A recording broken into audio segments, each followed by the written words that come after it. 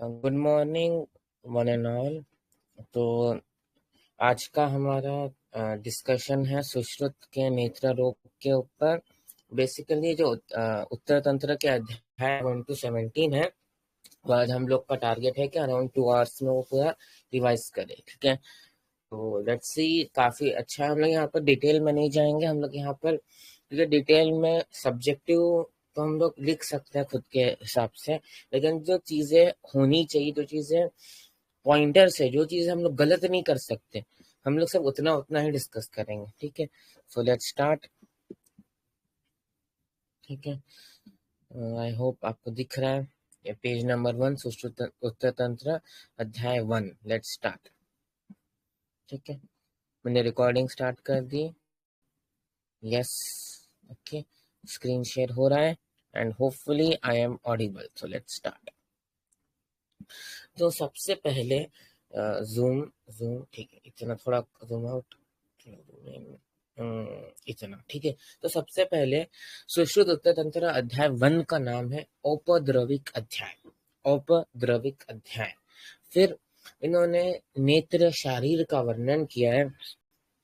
तो point wise जाते हैं। यहाँ पे देखो, नेत्र का 5 भौतिकत्व, नेत्र का 5 भौतिकत्व के नेत्र में कौन से महाभूत क्या क्या काम करते हैं। तो जो पृथ्वी है वह नेत्र का मांसल भाग बनाता है। जो जल है वो नेत्र का श्वेत भाग बनाता है। जो नेत्र का रक्त वर्ण है, आरक्तता है, वो अग्नि महाभूत है। और जो वायु है वो कृष्ण भाग, ये भाग होना चाहिए, हमने गलती से मार्ग लिखा है, वो भाग होना चाहिए, कृष्ण भाग होगा। और आकाश जो है वो अश्रु मार्ग, लैक्रिमेशन के डक्ट्स। तो पृथ्वी मांसल भाग, जल श्वेत भाग, अग्नि रक्तवर्णता, वायु कृष्ण भाग और आकाश अश्रु मार्ग, ये महाभूत की कॉन्ट्रीब्यूशंस है। फिर नेत्र शारीर विद्यार्थ के बारे में श्लोक बोले हुए हैं, और उसमें डायमेंशंस दिए हुए। तो let's see about those dimensions के क्या बोला है। तो द्वे अंगुल बाहुल्यम स्व अंगुष्ठ उदर सम्मितम। तो 2 अंगुल बाहुल्य बोला है। फिर दूसरा श्लोक है, द्व अंगुल सर्वतः स अर्ध भिषक नयन बुद्बुदम।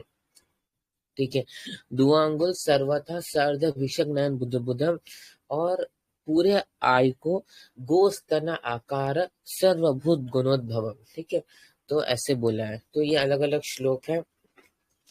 ठीक है, तो अगर अपन ये श्लोक को सिंप्लीफाई करना चाहे तो हम लोग स्ट्रेट फॉरवर्ड बोलेंगे। तो अपन क्या बोलेंगे कि जो ये है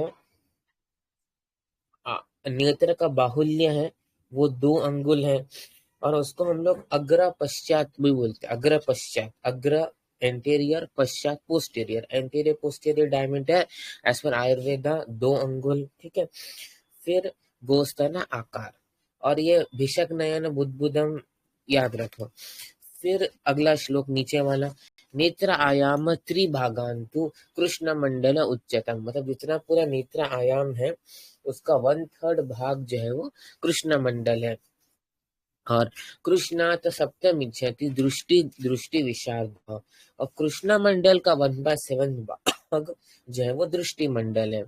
ठीक है, और सूत्र स्थान के 35 अध्याय में उन्होंने तारक मंडल को मतलब दृष्टि का कृष्ण मंडल का 1/9 दृष्टि का। जैसे यहाँ पर उन्होंने बोला कि कृष्ण का 1/7 दृष्टि है, वैसे उन्होंने सुश्रुत सूत्र स्थान में बोला कि दृष्टि जो है वो तारक मंडल का 1/9 है। डिफरेंस क्यों है? देखो, सूत्र स्थान लिखा है खुद सुश्रुत ने और उत्तर तंत्र लिखा है नागार्जुन ने, इसलिए डिफरेंस ऑफ ओपिनियन है। ठीक है, उसके अलावा आयाम और विस्तार बोलेंगे तो 2.5 अंगुल। ठीक है, तो हम लोगों ने ये देख लिए। हम लोगों ने 5 भौतिकत्व देख लिए। फिर हमने 2 श्लोक देखे। जो एक श्लोक बोलते हैं कि बाहुल्य 2 अंगुल है, गोस्तना आकार है, और जो नेत्र है उसका 1/3 कृष्ण है, और कृष्ण का 1/7 दृष्टि है। इसका मतलब नेत्र का 1/21 दृष्टि है।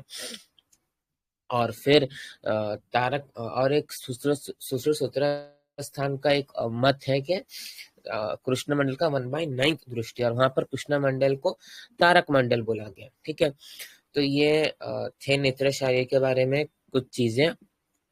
फिर उन्होंने नेत्र शारीर के बारे में और बोला है आगे, जो कि श्लोक बहुत इम्पोर्टेंट है और बहुत पूछा जाता है, ये वाला श्लोक के मंडलानि च संदिश्च पटलानि च लोचने यथाक्रमं विजानीयात् पंचशत षडेव च।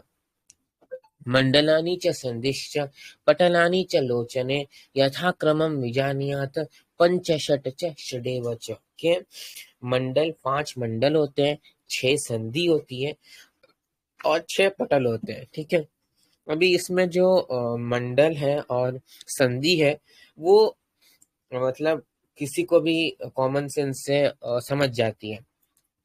ठीक है, लेकिन जहां तक पटल की बात है वो थोड़ा कंफ्यूजिंग है, तो इसलिए पटल से हम लोग दिखेंगे। मंडल और संधि मैं ओरली बता दूंगा आपको कि मंडल 5 होते हैं, पक्ष्म मंडल, वर्त्म मंडल, श्वेत मंडल, कृष्ण मंडल और दृष्टि मंडल। और संधि 6 होते हैं, पक्ष्म वर्त्म संधि, फिर वर्त्म शुक्ल संधि, फिर ये श्वेत को शुक्ल बोलते हैं, फिर शुक्ल और कृष्ण संधि, फिर कृष्ण दृष्टि संधि, फिर आंख और नाक के बीच में कलिनक संधि, और आंख और शंख के बीच में अपांग संधि। तो वो तो हो गया, लेकिन पटल थोड़ा कंफ्यूजिंग है, तो पटल देखते हैं। ठीक है, तो पटल के बारे में श्लोक है, ये देखो ध्यान से।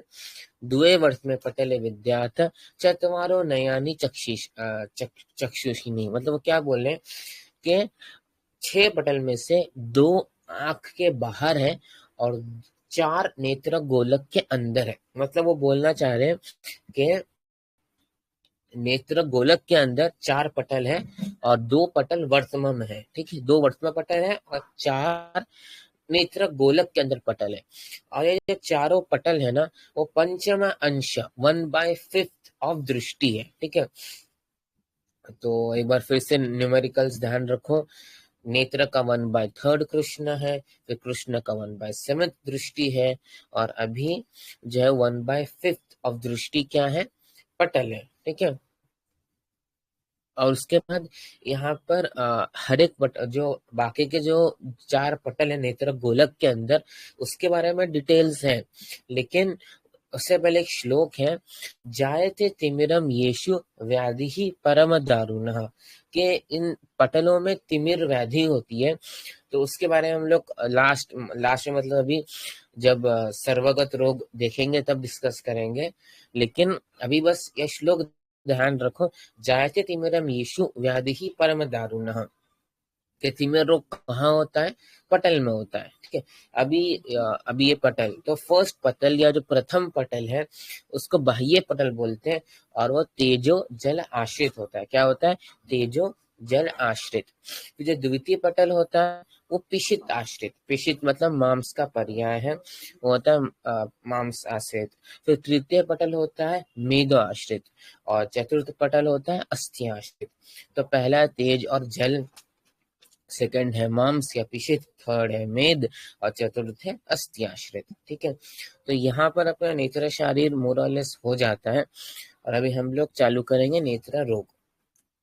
ठीक है, तो एक बार ये आपके सामने नेत्र शारीर का पूरा ओवरव्यू दिख रहा है, उसका 5 भौतिक तत्व दिख रहा है, उसका डायमेंशंस दिख रहा है, और मंडल 5, संधि 6 और पटल 6। हम लोग आगे बढ़ते हैं नेत्र रोग के ऊपर। तो नेत्र शारीर इतना ही वर्णन किया है आचार्य सुश्रुत ने। ठीक है, तो लेट्स स्टार्ट विथ नेत्र रोगों की संख्या। तो ये नेत्र रोगों की संख्या है, चरक ने, देखो चरक ने खुद 4 ही बताया, वातज पित्तज कफज सन्निपातज, लेकिन उन्होंने करनाल आचार्य के समर्थन में बोला है कि नेत्र रोग 96 होते हैं। ठीक है, सुश्रुत ने 76 माने हैं, और जो सबसे इंपॉर्टेंट है सुश्रुत के 76।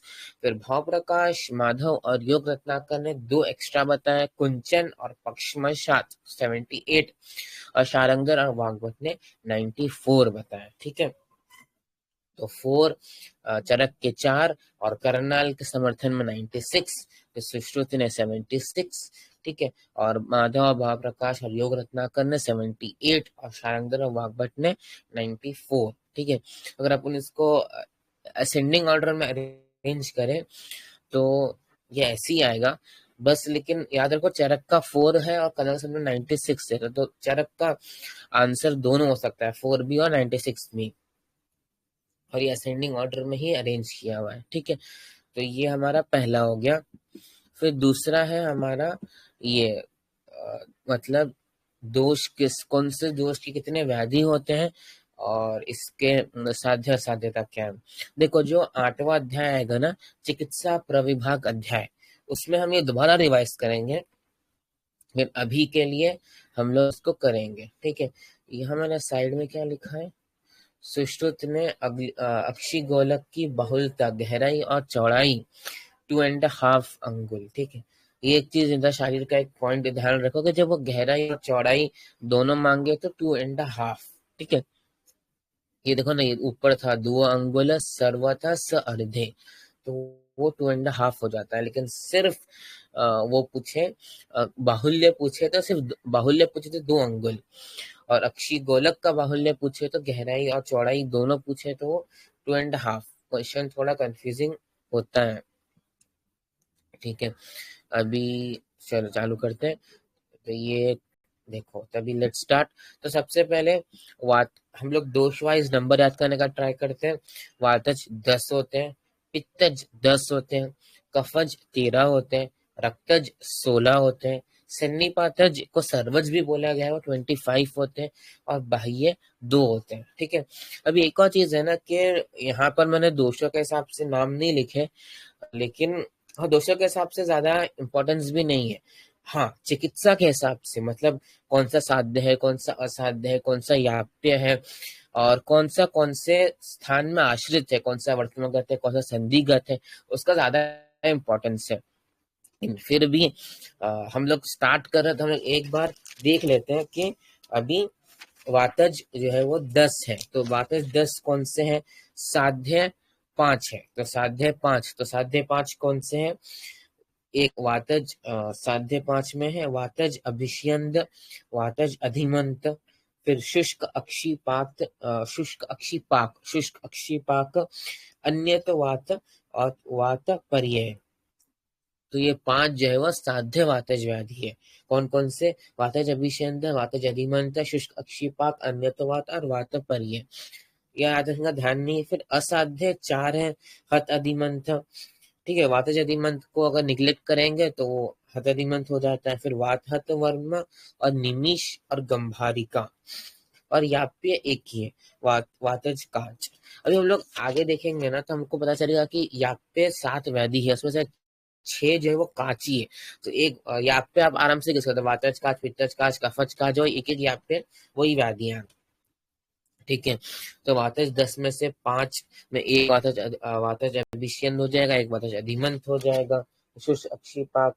तो वो इजी है मतलब, और ऐसा एक्सपेक्टेड भी नहीं है, एग्जामिनर का क्वेश्चन ऐसे नहीं आते, क्योंकि सुश्रुत ने चिकित्सा के हिसाब से मतलब क्वेश्चन ऐसा उल्टा है, साध्य कौन सा है, असाध्य कौन सा है, याप्य कौन सा है, और स्थान के हिसाब से, आश्रय के हिसाब से बताएं।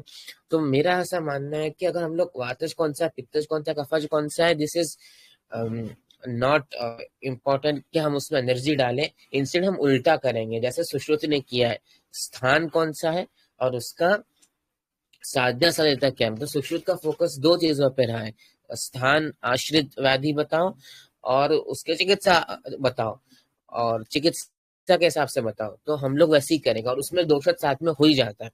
ठीक है, तो हम लोग को मतलब क्या याद करना है कि हम लोग को सिर्फ याद रखना है नंबर्स, कि वातज 10 होते हैं, पित्तज 10 होते हैं, कफज 13 होते हैं, कफज 13 होते हैं, कफज 13 होते हैं, रक्तज 16 होते हैं, रक्तज 16 होते हैं, सन्निपातज या सर्वज 25 होते हैं, और बाह्य 2 होते हैं।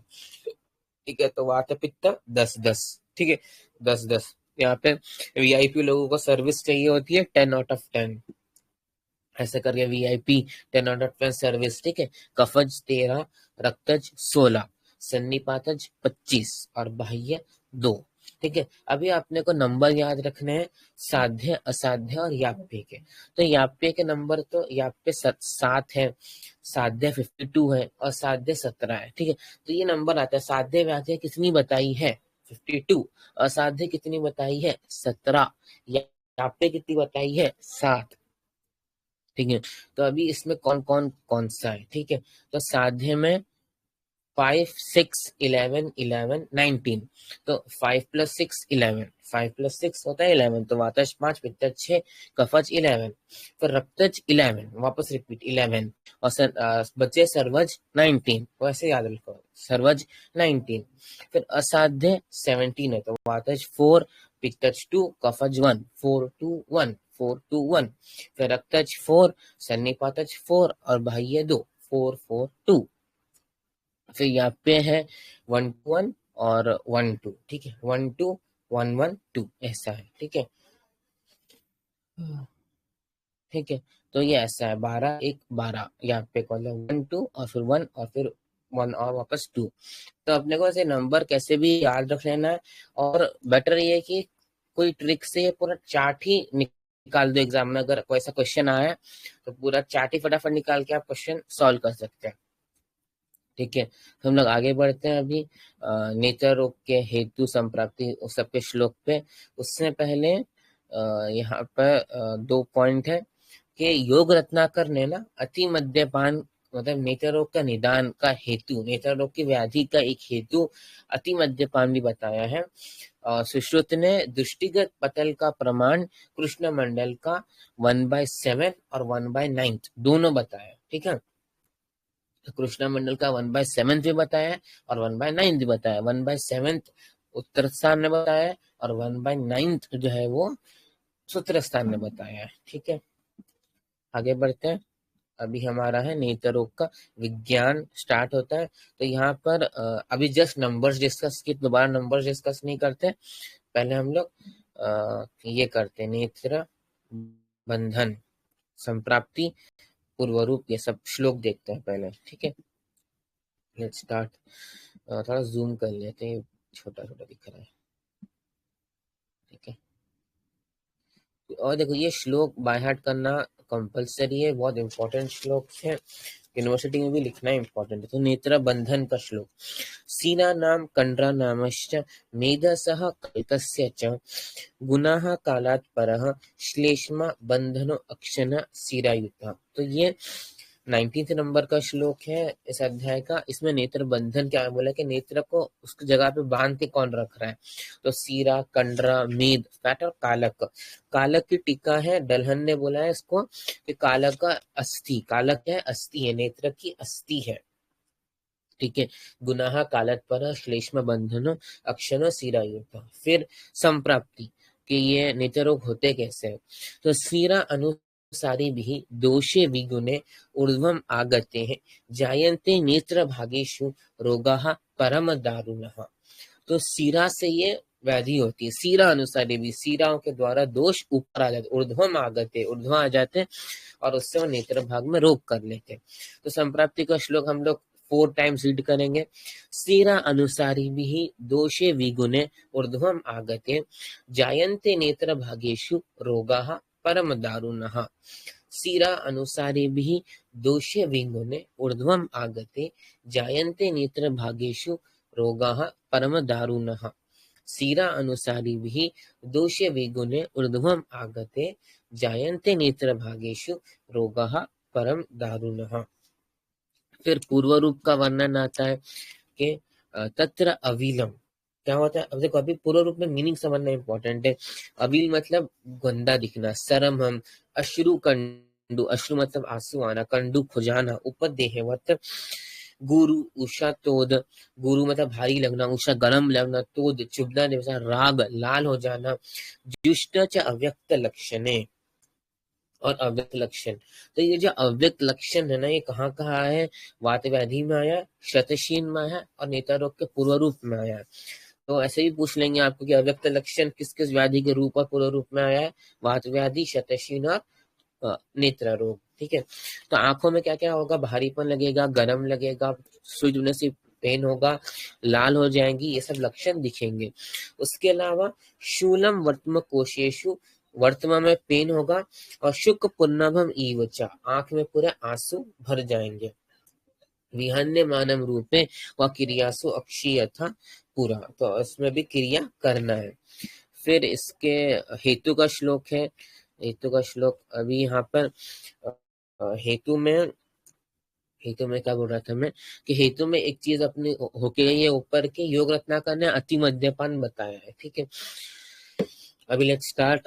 हेतु जो सुश्रुत है बताया, उष्ण अभितप्तस्य जल प्रवेशात दुरीक्षणात स्वप्न विपर्याच, सॉरी मीनिंग पढ़ना है। उष्ण अभितप्तस्य मतलब आँख कुछ गरम गरम आंख में लगने से, धुआं भाप लेने से, जल प्रवेशात नदी वगैरह में तालाब में तैरने से, दुरीक्षणात बहुत दूर का दिखने के, स्वप्न विपर्याच दिन में सोने से रात में जागने से, प्रसक्त सरोदन बहुत सारा रोने से, कोप गुस्सा करने से, शोक अगेन रोने से, क्लेश झगड़ा करने से, अभिघात मार लगने से, अति मैथुनाच, ठीक है, अति मैथुनात भी आया है। उसके अलावा शुक्त, अर्नाल, अम्ल, कुलत्थ, माश इनके सेवन से, छर्दी का वेग धारण करने से, रोने का अश्रु का वेग धारण करने से, सूक्ष्म निरीक्षणात पास का दिखने से, तो ये सब हेतु बताए हैं इस अध्याय में, ठीक है। उसके बाद यहाँ पर डिस्कशन हो गया नेत्र रोग के निदान पंचक का। तो हेतु जस देखे, संप्राप्ति जो है वो सीरा ऊपर आ जाते हैं, पूर्व रूप देखे, पूर्व रूप में अव्यक्त लक्षण बोला है, और फिर जो लक्षण बताए वो रूप में बढ़ जाते हैं, ठीक है। तो निदान देखा, रूप देखा, पूर्व रूप देखा, संप्राप्ति देखी, ठीक है। और उसके अलावा अभी जो अध्याय चालू होंगे सेकंड अध्याय से, तो वो अध्याय होंगे आश्रय के हिसाब से। कैसे होंगे वो अध्याय? आश्रय के हिसाब से। तो लेट्स सी कौन सा अध्याय क्या जाएगा। तो ये जूम कर लेते हैं, ये देखो, ठीक है। तो यही अपना अध्याय है, नेक्स्ट आगे, ठीक है। अध्याय नंबर 2 संधिगत व्याधि। तो संधिगत व्याधि सुश्रुता वाग्भट दोनों ने 9 माने हैं। फिर थर्ड अध्याय होगा वर्तमागत व्याधि, उसमें होगा 21, सुश्रुत ने 21 माने हैं, वाग्भट ने 24 माने हैं। शुक्लगत सुश्रुत ने 11 माने हैं और वाग्भट ने 13।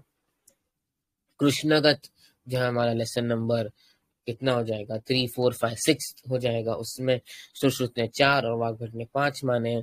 फिर लेसन नंबर 6 आएगा दृष्टिगत, उसमें सुश्रुत ने सिर्फ 12 ही माने हैं, वाग्भट ने 15 एक्स्ट्रा माने 27। फिर लेसन नंबर 7 आएगा सर्वगत, सर्वगत में सुश्रुत ने 17 व्याधि माने हैं। और इसके बाद आएगा हमारा अध्याय चिकित्सा प्रविभाग। तो कौन से व्याधि? संधिगत, संधिगत सुश्रुत ने 9 माने हैं और वाग्भट ने भी 9 माने हैं। और कौन से 9 माने हुए देख ही लेंगे अभी जस्ट 2 मिनट में। पुय्या, आलस, उपनाह, 4 प्रकार का स्राव, पर्वनिका, एलर्जी और कृमि ग्रंथि।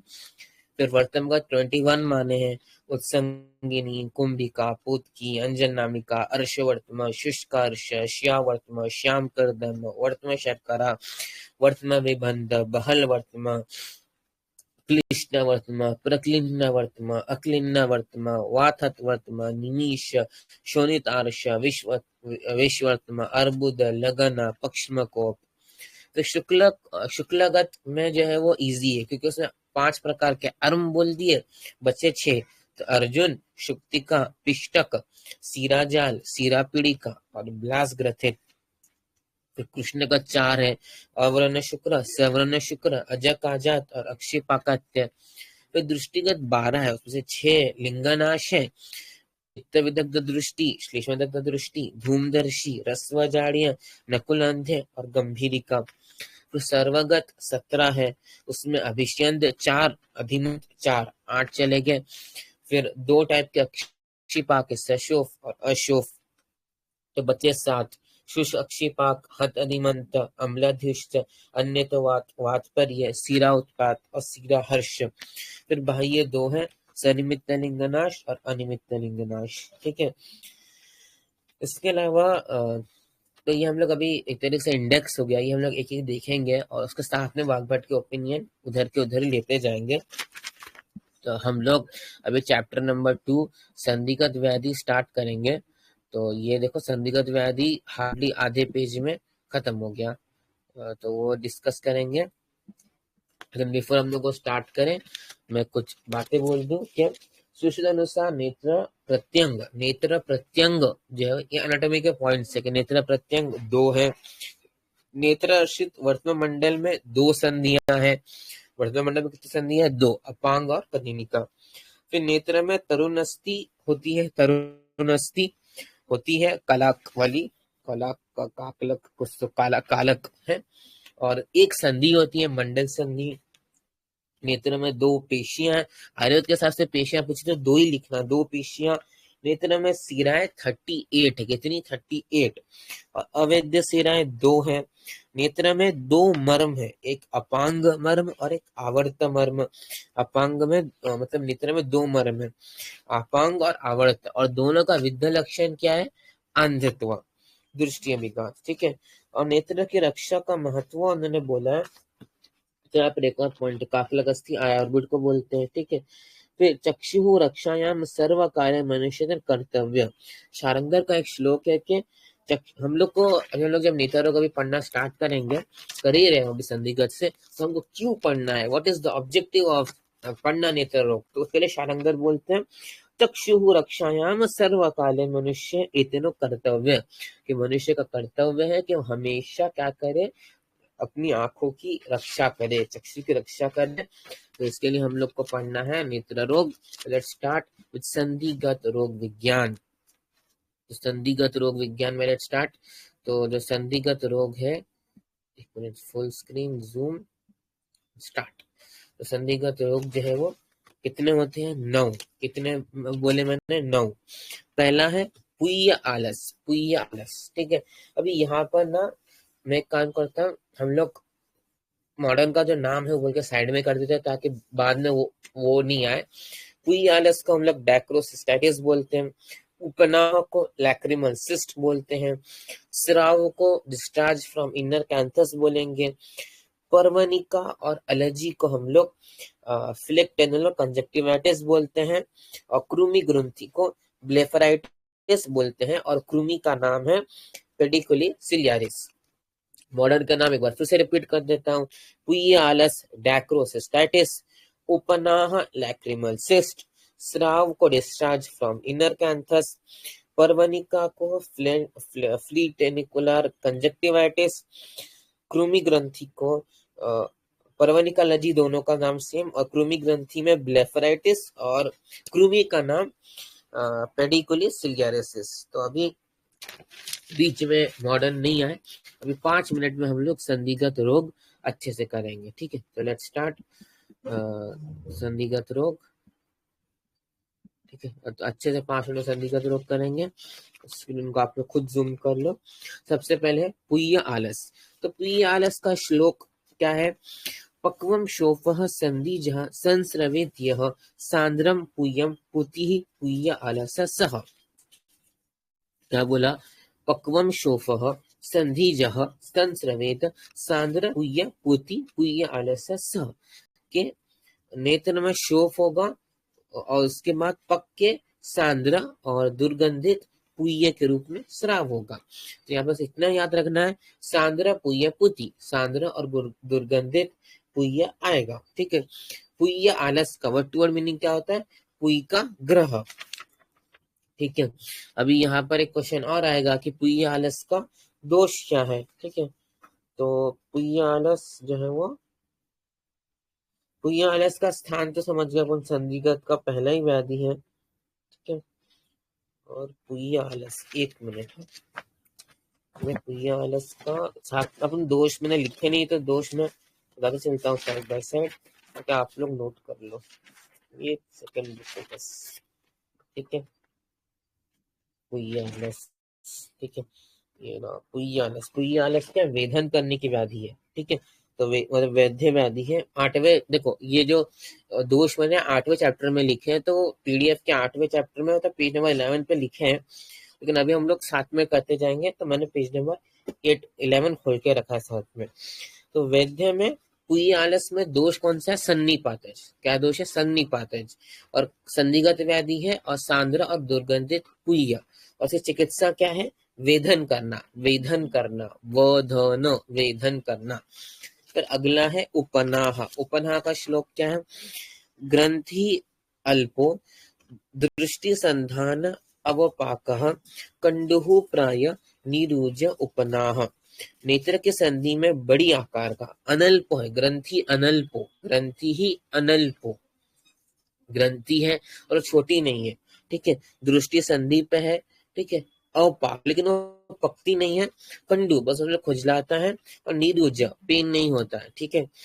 और इसको सुश्रुत ने क्या बोला, जो मैंने ब्रैकेट में लिखा, सुश्रुत ने, सॉरी, अष्टांग हृदय ने लिखा है शार बुद्बुद कोपम, कफेन शोफ तीक्ष्ण अग्रे शार बुद्बुद कोपम और पृथु मूल।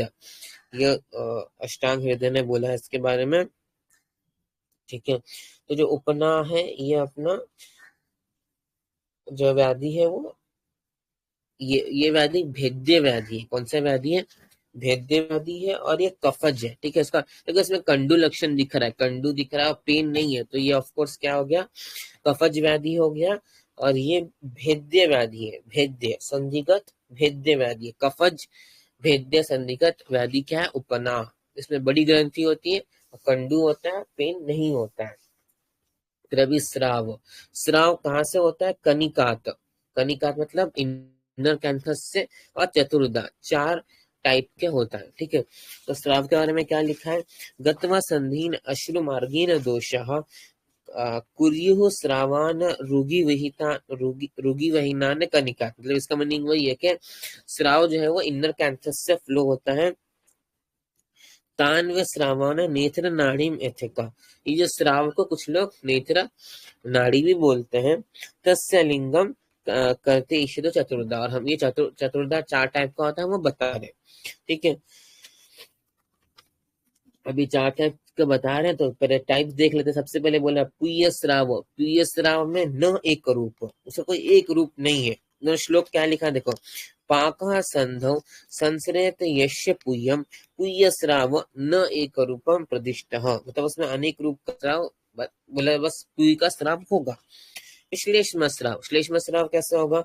श्वेत सांद्र पिच्छल, व्हाइट कलर का गटगट चिपका पिच्छल संस्रवेद। श्लेष्म श्राव, और श्लेष्म श्राव कैसा रहेगा? निरूज्य सप्रदिष्टतः। फिर रक्त स्राव, रक्त स्राव में सरक्त, ब्लड के साथ आएगा, उष्ण आएगा, शोणित उत्थ सरक्तम उष्णम, उष्णम आएगा, न अल्पम, कम नहीं आएगा, संस्रवित न अति सांद्रम, लेकिन कफ के इतना सांद्र भी नहीं रहेगा। फिर पित्त स्राव, पित्त स्राव कंफ्यूजिंग है। पित्त स्राव का श्लोक पहले देख लो, नीलम उष्णम जलाभम पित्त स्राव संस्रवेत संधि मध्यात। तो पित्त स्राव में 2 है, वो नीला कलर का भी है, उष्ण है, और जलाभ है, पानी जैसा, ठीक है। और अष्टांग हृदय ने ये पित्त स्राव बताने की जगह उन्होंने जल स्राव भी बताया। और उसका श्लोक क्या दिया है, तो जूम कर लो आप लोग को दिखने के लिए। क्या बोला? पित्त स्राव जल स्राव वायु क्रुद्ध, क्या बोला? वायु क्रुद्ध सिरा प्राप्य, मतलब वायु प्रकोप का सिरा में जाकर जलाभम जलवाहिनी, जलाभम जलवाहिनी अश्रु स्राव वर्तमान शुक्ल संधे कनिकात। और उन्होंने कनिक संधि के अलावा वर्तमान शुक्ल भी बताया, वर्तमान शुक्ल संधि भी बताया, ठीक है। तो आइडेंटिफाई करने के लिए पित्त स्राव में नील और जलाभ, जल एक ही बार आ रहा है, और जल स्राव में जलाभम जलवाहिनी 2 बार जल आ रहा है, और संधि में कनिक संधि के अलावा वर्तमान शुक्ला संधि भी आ रही है, ठीक है। तो ये स्राव हो गए। स्राव के बारे में कि स्राव इनर कैंथस से कनिक से आता है, इसका डिस्क्रिप्शन खुद विदेह ने दिया है। स्राव को नेत्र नाड़ी भी बोला है, ठीक है, ठीक है। फिर हो गया स्राव, इतना ही है, ठीक है। वैसे हुआ था कि मॉडर्न इंग्लिश में नहीं आएगा, लेकिन यहाँ पर एक और बात बोल देता हूँ, स्राव में एपीफोरा और क्रोनिक डायग्नोसाइटिस में भी ब्लैक एनिमेशन और एपीफोरा स्टार्च फॉर मिनर कैंथस, जाने दो। और फिर अगला है पर्वनिका एंड एलर्जी, पर्वनिका एंड एलर्जी, ठीक है। तो पर्वनिका ही एलर्जी हो जाती है। तो उन दोनों का श्लोक उन्होंने एक साथ दिया है, ताम्र तन्वी दहा शूल उत्पन्ना देखो, ताम्रा तन्वी दाहशूल उत्पन्न रक्तनीय हो पर्वणि उत्तशोफा। फिर अगला है जात संधो कृष्ण शुक्ल जीयसताम तस्मिन एवं ख्यापिता पूर्वलिंग। रक्त दोष से नेत्र के कृष्ण शुक्ल संधि में ताम्रा वर्ण वृत्त आकार और पतला शोफ होता है, मतलब रक्त दृष्टि से। ठीक है। अच्छा हाँ, हम लोग स्राव के यहाँ पे दोष नहीं देखे ना। हाँ, जस्ट सेकेंड। स्राव, ओके।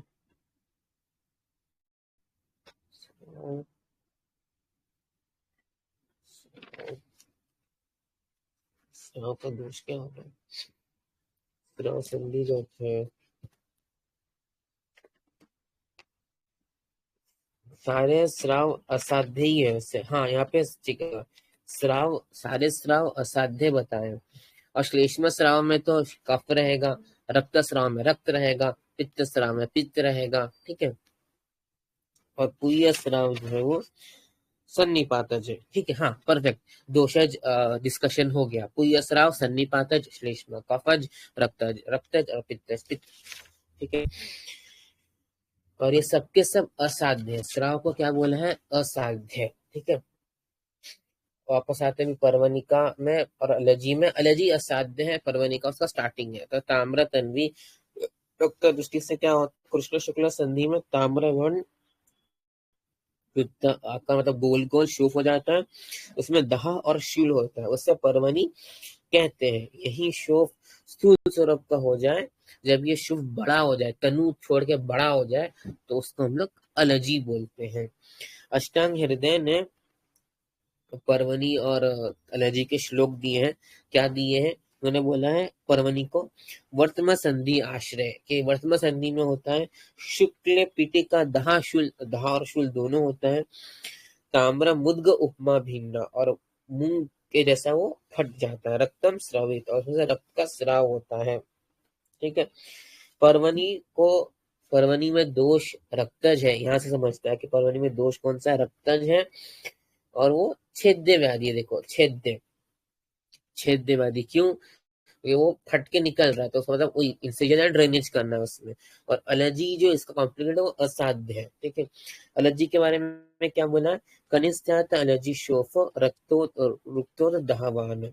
ठीक है। इसके अलावा एक और चीज याद रखो कि एलर्जी बहुत जगह, बहुत चीजों का नाम है। नेत्र संधि रोग जो हम लोग देख रहे हैं, ये एक एलर्जी है। फिर प्रमेह पीढ़ी का भी एक एलर्जी होती है। फिर शुक्र दोष भी है एक एलर्जी। फिर मांसपेशी विकार में भी एलर्जी आती है। ठीक है। उन्होंने यहाँ पर क्या क्या देख लिया? सबसे पहले पुय आलस देखा। ठीक है, पुय आलस देखा। ठीक है। उसके बाद हम लोग जो है वो पुय आलस देखा, जो कि सन्निपातज व्याधि थी, वेदन कली। ठीक है। उसके अंदर सांद्र और दुर्गंध पुय आ रहा था। फिर उपनाह देखा। उपनाह जो कफज भेद्य व्याधि था, उसमें कंडू और निरुज था। और बागभर ने शार्बुद्ध बोला था। स्राव जो है कनिका से आएगा, या विधय नीमी ने बताया। और पुय स्राव जो है वो सन्निपातज है, उसका कोई एक रूप नहीं है, नाना वर्ण। श्लेष्म स्राव श्वेत रहेगा, सांद्र रहेगा, पिछिल रहेगा, कंडू रहेगा, नीरुज रहेगा। रक्त स्राव में रक्त आएगा, उष्ण आएगा, कम नहीं आएगा लेकिन ज्यादा गाढ़ा भी नहीं आएगा। पित्त, पित्त, पित्त नीला कलर का, उष्ण और जलाब। कनिका हो जाती है एलर्जी। पर्वनी का जो है वो रक्तज संदिग्ध व्याधि है, लेकिन एलर्जी जो है वो जो अपना सन्निपातज और असाध्य व्याधि है। ठीक है। एलर्जी जो है वो सन्निपातज असाध्य व्याधि है।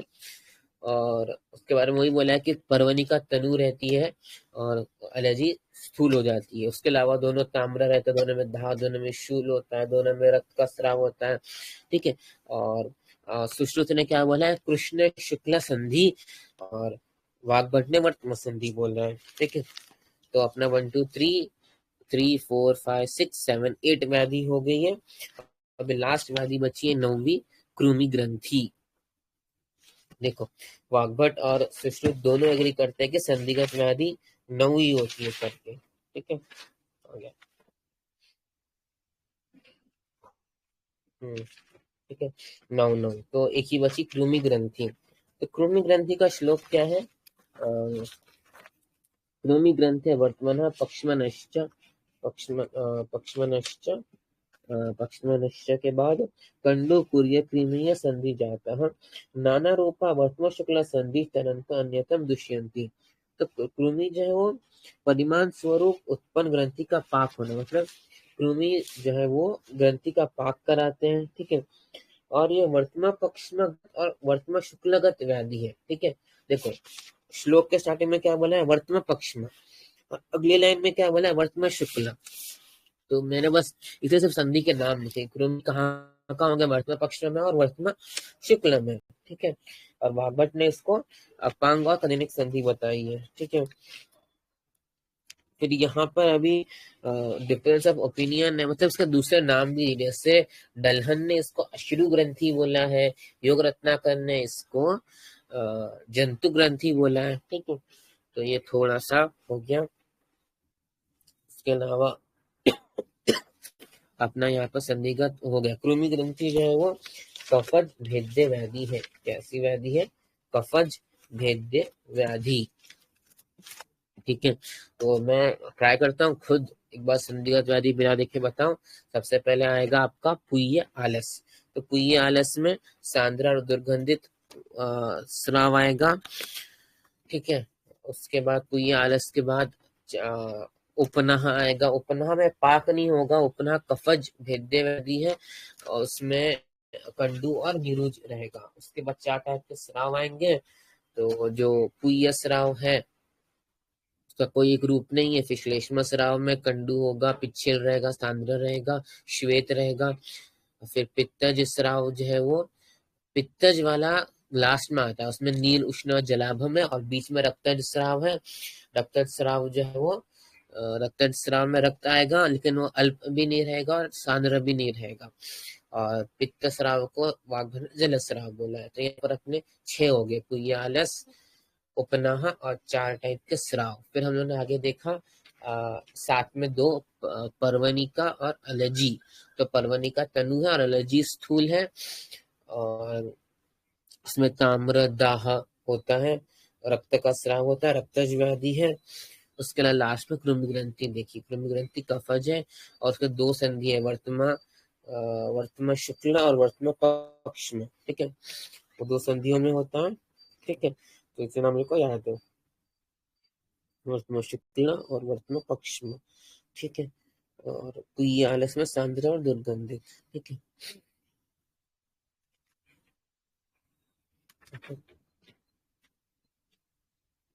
अभी हम लोग आगे बढ़ते हैं वर्तमागत व्याधि में। पुय्य आलस भी सन्निपातज वेधन वाली है।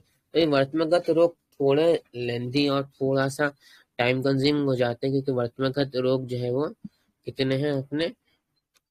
21 वर्तमागत रोग है, 21 वर्तमागत रोग है। और फिर वाग्भट के एक्स्ट्रा वो 21 पे ओपिनियन, लेकिन इम्पोर्टेंट है।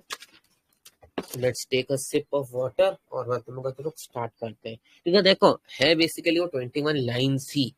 अपने दिमाग को छोटा करके बताओ तो सिर्फ 21 लाइन्स है वो, बस हर एक के नाम अलग अलग है।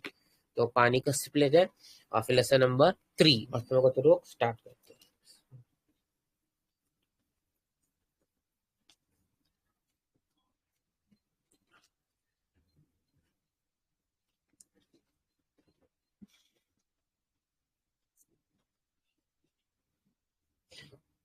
हाँ में ना याद रखना बस कि परवनी को तो उसने कृष्ण शुक्ल संधि बोला है, तो बहुत इंपॉर्टेंट है कृष्ण शुक्ल संधि।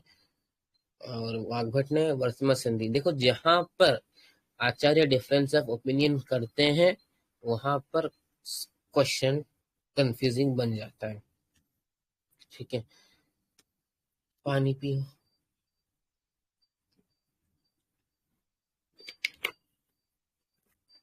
ठीक है, तो लेट्स स्टार्ट हमारा नेत्र रोग का लेसन नंबर 3 वर्तमागत रोग हम स्टार्ट कर रहे हैं, ठीक है। जूम कर लेते हैं। अभी यहाँ पर वर्तमागत रोग बहुत वास्ट है, इसलिए हम लोगों ने हाईलाइट्स दे के रखे हैं कि एटलीस्ट उतना मिस नहीं होना चाहिए। तो सबसे पहले, और हम लोग वर्तमानगत रोग अच्छे से आयुर्वेदिक डिस्कस कर लेते हैं, उसके बाद उसमें कोई मॉडर्न के नाम जो उसके रिलेटेड है तो लास्ट में देखेंगे, ठीक है। तो पहले हम लोग Ayurvedic step by step discuss करेंगे, ठीक है। ठीक है, लेट्स स्टार्ट। वर्तमानगत रोग पहला है उत्संगीनी। क्या है? उत्संगीनी। इसका दोष क्या है? सन्निपातज। दोष क्या है? सन्निपातज। एज पर सुश्रुत, भगवत ने इसको रक्त रक्तेन पीटिका, रक्त दोष माना है, ठीक है। और इसका सुश्रुत ने श्लोक क्या दिया है?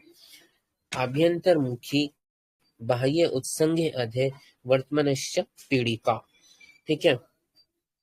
उन्होंने क्या बोला है कि आभ्यंतर इसका मुंह होता है और बाह्य ये उभरा हुआ होता है, ऐसी ये पीड़िका होती है, तो उसको हम लोग नाम देते हैं उत्संगिनी। फिर विदेह नीमी ने क्या नाम दिया? उत्संगिनी पीड़िका नाम कठिनो मंद वेदना, कठिन होती है और वेदना कम होती है। प्रभिन्न स्रवित, और जब ये भिन्न होती है, जब ये फटती है तो इसमें से स्राव होता है। स्रावम कुक्कुट अंडरस उपमम, कुक्कुट अंडरस के समान स्राव होता है।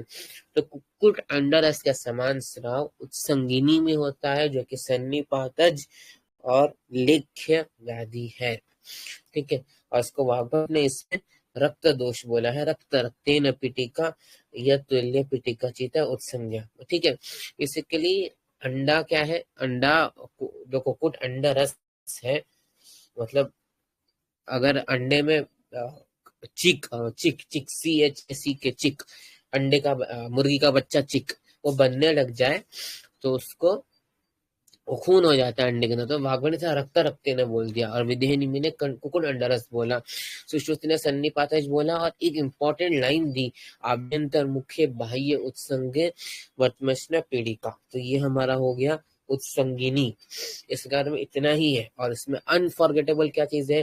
तो सन्निपातज है, विदेह निमि ने कुकुट अंडरस बोला है, वाग्भट ने इसको रक्तज बोला है, और इसका श्लोक है आभ्यंतर मुख बाह्य उत्संग। फिर कुंभ पीड़िका, कुंभ पीड़िका के बारे में बहुत सारी लाइन है। तो सबसे पहले लाइन क्या है? कुंभ बीज प्रतिमा पीड़िका यास्तु वर्तमजा, ठीक है। और इसके बारे में इंपॉर्टेंट लाइन है, आत्मा यंती भिन्ना यहाँ कुंभिका पीड़िकास्तु। तो ये श्लोक में पहले बोला है, इसका नाम कुंभ, कुंभ के बीच जैसा दिखता है, ठीक है। कुंभ के बीच मतलब अनार के दाने जैसा दिखता है, ठीक है। वर्तमान में होता है, और वर्तमान पक्ष में संधि, वर्तमान पक्ष में संदिष्ट है, मतलब वहां पर रहता है। और इम्पोर्टेंट लाइन क्या है? आत्मा यांति भिन्ना, फटने के बाद दोबारा भर जाता है। जो विदेह निमि है, जो शालक्य तंत्र के आद्य आचार्य हैं, जो स्रोत है शालक्य तंत्र के, वो लिखते हैं, let's not complicate the things for children, सीधा सा बोलो, दाड़िम फल आकार कुंभिका कच्छेद शोधवा दाड़िम फल आकार फला लता द्विजेन प्रतिमा यास्तु, ठीक है। तो ये वर्तमागत ग्रंथि रोग है, दाड़िम फल आकार वाला, और इसमें जो अपने दिमाग से निकल जाता है वो ये है। तो कुंभ तो दाड़िम फल आकार उसका नाम नहीं है, वो क्लिक हो जाता है। इसका दोष क्या है? सन्निपातज। इसका दोष सन्निपातज। वो कौन सी व्याधि है? लेख्य व्याधि। उत्संगिनी कुंभिका दोनों लेख्य व्याधि है, ठीक है। लेकिन यहाँ पे जो चीज दिमाग से निकल जाती है, ऑल द नॉइज, कि आदमाप यंती भिन्ना, आदमाप यंती भिन्ना, आदमाप यंती भिन्ना कुंभ पीड़िका ऐसी पीड़िका है जो फूटने के बाद पुनः भर जाती है। आदमाप यंती भिन्ना कुंभ पीड़िका ऐसी पीड़िका है जो फूटने के बाद पुनः भर जाती है। आदमाप यंती भिन्ना कुंभ पीड़िका ऐसी पीड़िका है जो फटने के बाद दोबारा भर जाती है, ठीक है। तो उत्संगिनी और कुंभिक दोनों सन्निपात है और दोनों लेख्य व्याधि है, ठीक है। फिर अगली है पोतकी। पोतकी is the favourite question of the examiner, favourite favourite favourite, ठीक है। मतलब कभी कभी पीवाईक्यू उठा के देखोगे आप लोग एमयूएचएस का या कोई भी यूनिवर्सिटी का, तो you will feel as if कि पोतकी के बगैर कोई पेपर बनता नहीं है, ठीक है। तो let's see favourite disease of our examiners, पोतकी। तो पोतकी के बारे में दोष याद रखो कि ये कफज है, कफज लेख्य व्याधि, कफज लेख्य वर्तमगत व्याधि। ये लाइन रट लो, पोतकी आया तो पोतकी नंबर 1, कफज लेख्य वर्तमगत व्याधि, कफज लेख्य वर्तमगत व्याधि। पोतकी क्या है?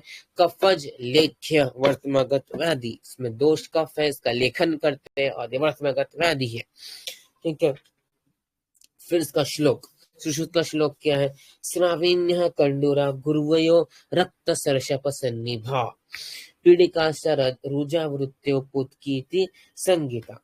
तो इसमें श्राव होता है, इसमें कंडू होता है, गुरु लगती है आंखें और रक्त सर्षप लाल सरसों के जैसा दिखता है पोतकी, ठीक है। तो इसमें 3 लक्षण है, जलस्राव, प्रकाश असहता फोटोफोबिया और रुजा या वेदना। यहाँ पर वाग्भट ने बस रक्त सर्षप को श्वेत सर्षप कर दिया, मतलब वाग्भट ने व्हाइट सर्षप इमेजिन किया, ठीक है। श्रावेन्य कंडुआ गुरुवयो रक्त सर्षप सन्निभा, वाग्भट ने खाली श्वेत सर्षप कर लिया, ठीक है। लेकिन इसमें जो लाइन जो लिखी नहीं है वो सबसे ज्यादा इंपॉर्टेंट है कि ये कफज लेख्य वर्तमगत व्याधि है। फिर नीचे बढ़ते हैं, वर्तम शर्करा। वर्तम शर्करा में क्या है? बीच में एक पीड़िका है और बाजू में ये छोटी छोटी पीड़िका। देखो मैं छोटा सा डायग्राम बनाया हूं मैंने, ठीक है। तो इसका श्लोक देखो, पीड़िका भी सुसूक्ष्मा भी घन अभिसंवृत्ता। एक छोटी सी सूक्ष्म पीड़िका आती है, संवृत घेरे लेती है। पीड़िका या खर स्थूला, खर होती है स्थूल, स गेयो वर्तम शर्करा। इसको क्या बोलते हैं? वर्तम शर्करा बोलते हैं। वर्तमान प्रदेश में खर एवं स्थूल एक पीड़िका अन्य सूक्ष्म एवं घन पीड़िकाओं से घिरी रहती है, ठीक है। और वर्तमान शर्करा को वाग्भट ने सिक्ता वर्त में बोला है, ठीक है। वर्तमान शर्करा भी सन्निपातज व्याधि है, लेख्य है और वर्तमगत व्याधि है। तो उत्संगिनी कुंभिक और वर्तमान शर्करा, उत्संगिनी कुंभिक फर्स्ट, सेकंड और फोर्थ, तीनों क्या है? अपने लेख्य व्याधि है, सन्निपातज है और वर्तमगत है। फिर अगला है अर्शोवर्तम। अर्शोवर्तम कुकुम्बर सीड, कुकुम्बर सीड, ठीक है। तो अर्शोवर्तम के बारे में एक ही लाइन है, वही पूछते हैं। एवारु बीज प्रतिमा पीड़िका मंद वेदना। एवारु बीज मतलब कुंबर के बीज के जैसी पीड़िका, मंद वेदना, कम पेन होता है, सूक्ष्म खराश्च, सूक्ष्म होती है, खर होती है, अर्शवर्तम के चेहरे, इसको हम लोग अर्शवर्तम बोलते हैं। तो अर्शवर्तमों को एवारु बीज प्रतिमा, उसको एवारु बीज प्रतिमा। फिर उसके बाद है शुष्क अर्श। शुष्क अर्श क्या है? दीर्घ अंकुर सदृश, अंकुर से सदृश बन जाता है, खर स्तब्ध दारुल विकार। फिर है अंजन नामिका, ठीक है। अपना जो अर्शवर्तम है ना, ये अपना छेद्य व्याधि है। अर्शवर्तम, शुष्क अर्श, ये दोनों छेद्य, छेद्य मतलब काट के अलग करो, काट के अलग करो। शुष्क अर्शवर्तम और शुष्क अर्श क्या? छेद्य व्याधि है। आगे बढ़ते हैं, दोनों सन्निपातज है, दोनों सन्निपातज है। यहाँ पर देख लो तो उत्संगिनी कुंभिका वर्तम शर्करा अर्शवर्तम शुष्क अर्श पांचों सन्निपातज है, बस पोतकी कफज थी। अभी अंजन नामिका, अंजन नामिका देखते हैं। अंजन नामिका बहुत इंपॉर्टेंट है। अंजन नामिका रक्तज व्याधि है और भेद्य व्याधि है, रक्तज और भेद्य, ठीक है। नंबर 7, ठीक है। तो क्या बोला है? दाह, श्लोक ही देखो ना अंजन नामिका का, स्टार्टिंग हो जा रहा है दाह, जलन, जल रहा है, तोद पेन हो रहा है, दाह तोद ताम्रा, लेकिन ताम्रा वर्ण आ रहा है। पीड़िका वर्त में संभव, वर्त में होता है। उसके बाद क्या है? मृद्वी, मृद्वी हो रहा है, सॉफ्ट है, मंद रुज है, सूक्ष्म पीड़िका, छोटी पीड़िका है, ठीक है। वाग्भट क्या बोल रहे हैं? मृदग मात्र, मूंग, मूंग के जैसी है, असरुजा, ठीक है। अश्रुजा है, फिर रक्त है मतलब ताम्र पीठिका अंजन नामिका। तो अंजन नामिका ये रक्तज भेद्य व्याधि है। याद रखो, जैसे मैंने पोथी का याद किया कि वो कफज लेख्य वर्तमगत व्याधि है, जैसे अंजन नामिका रक्तज भेद्य वर्तमगत व्याधि, रक्तज भेद्य वर्तमगत व्याधि। अंजन नामिका क्वेश्चन आया नहीं, आंसर में आ जाएगा रक्तज भेद्य वर्तमगत व्याधि। तो अगर वर्तमगत व्याधि का क्वेश्चन करना रहा तो हम लोग ऐसा लिख सकते हैं कि नेत्र रोग का सामान्य परिचर्या देकर पोथकी और अंजन नामिका को एक्सप्लेन करो। तो पोथकी में लेखन चिकित्सा है तो वो आ जाएगा, और अंजन नामिका में भेदन है तो भेदन आ जाएगा। तो क्योंकि परफेक्ट ऐसे क्यों, ठीक है। और फॉर दैट पर्पज ये लेके भी बन सकता है, तो उसमें आपको लेखन और भेदन एक्सप्लेन करना पड़ेगा। तो लक्षण में क्या है, दाह तोद्वत ताम्र पीड़िका वर्तम संभव मृदवी मंदरुजा सूक्ष्म पीड़िका। सुश्रुत ने वाग्भट ने इसको मुंह की मात्रा बोली है। फिर अगला है बहल वर्तम। बहल वर्तमा को वर्तमा बंद भी बोलते, ठीक है। तो नाम पहले सिनोनिम्स, अगर हमारे पास कोई व्याधि है यहाँ पर और हमको सिनोनिम ही नहीं पता तो एग्जाम में हमको आते हुए नहीं आएगा।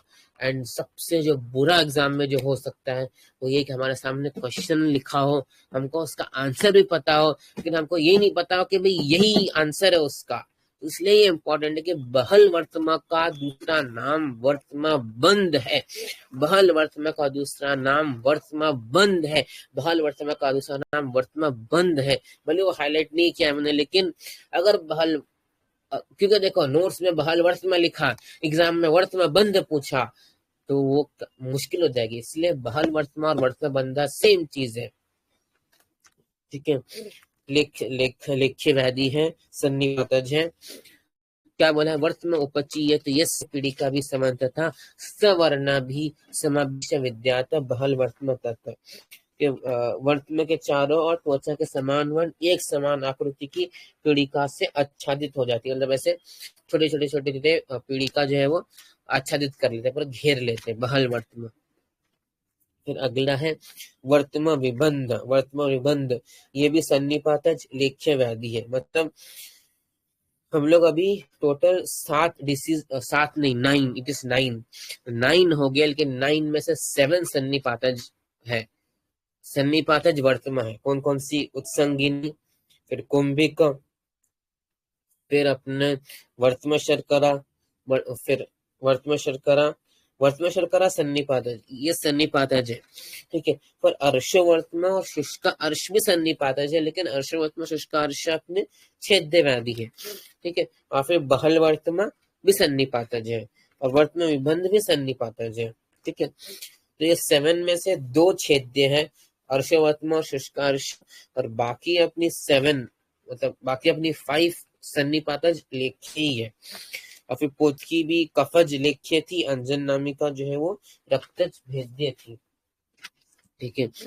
फिर अभी वर्तमान विबंध। वर्तमान विबंध में क्या लिखा है, कंडू, बहुत सारा कंडू हो रहा है, अल्प तो देना, कम पेन हो रहा है, कंडू मतलब अल्प तो देना, वर्तमान शोफे नहीं हो रहा है, लेकिन वर्तमान सूज जा रहा है, न समम न समम छादित भवेत, लेकिन ये रोगी यहाँ पर पूरा आंख को बंद नहीं कर पा रहा, बंद सवर्तमा, ठीक है। तो ये वर्तमान विबंध है।